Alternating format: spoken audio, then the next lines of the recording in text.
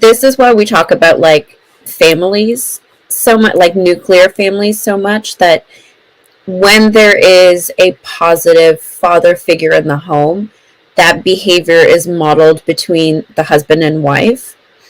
The son is taught how to conduct himself when it comes to women, and women who grow up with a positive father figure in their home also aren't as don't feel like a deer in headlights, aren't so caught off guard with being corrected by a man.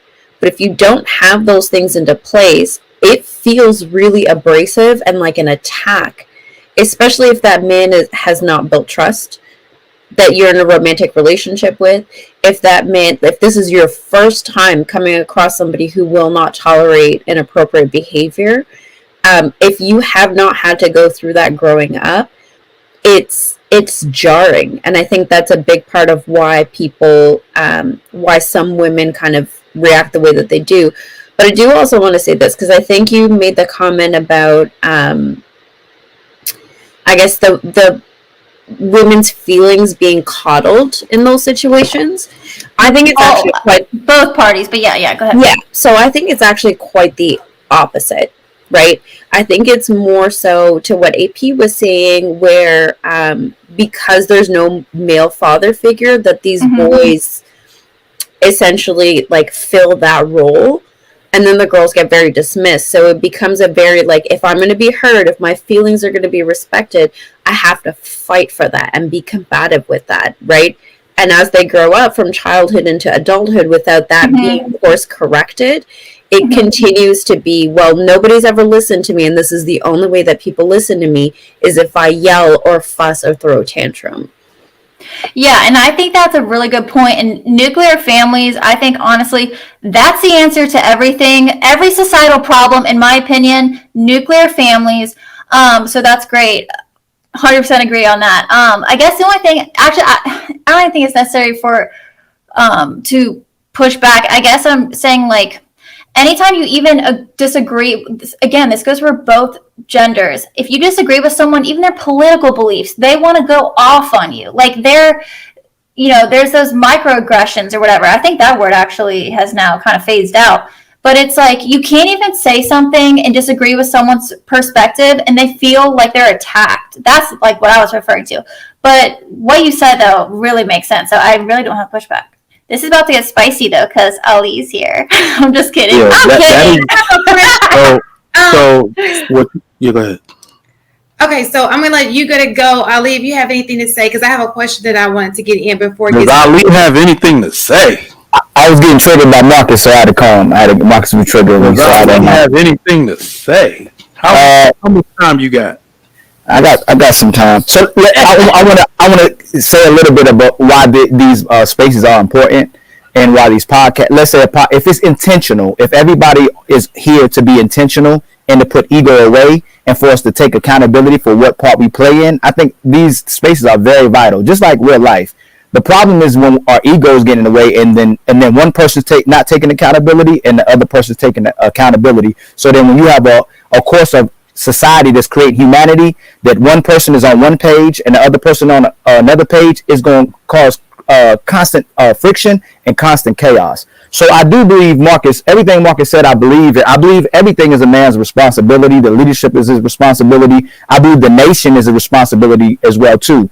But the difference between what's happening now and back then is individual and collective. So when you have the leadership of the elite men that have I believe the elite men have put men and women against each other, using feminism, using the LGBT movements, and telling women that they can do whatever they want with their bodies. They don't have no responsibility. You can be a wife, you can wear the ring, you can have the facade, you can be a mother, and no responsibility to it, where men still have to have responsibility. I also do agree with Marcus, if we're going to say on a collective base, that a woman is your reflection, but it's the same way as this.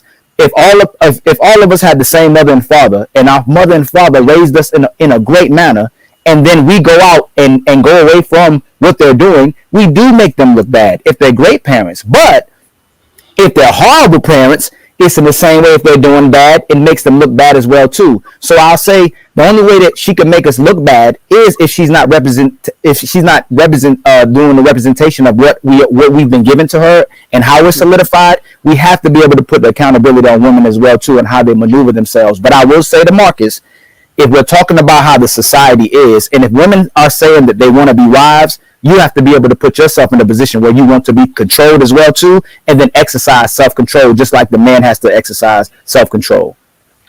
So, Nice. all right. So to Ali, y'all don't know this, but me and Ali probably got 100, 200, 300 hours of this conversation.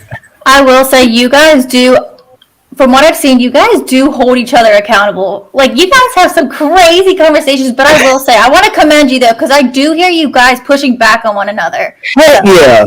We have, So, if we did the lives for how much we talk in the back chat for these solutions, y'all would be, I mean, it destroys all the podcasts put together. I mean, not all the people that, and sometimes we can get a good, I think we have more of a good rep than a bad rep, but a lot of us really want to solidify this, have the solutions, and are family based. You know, we have crazy things that come out our mouths, but we do want to solidify families, and we do want people to come together. Yeah. So let me preface this with this: our contention point is not a contention point because this is my brother, but he wants to see a certain standard for society, and I agree with that standard.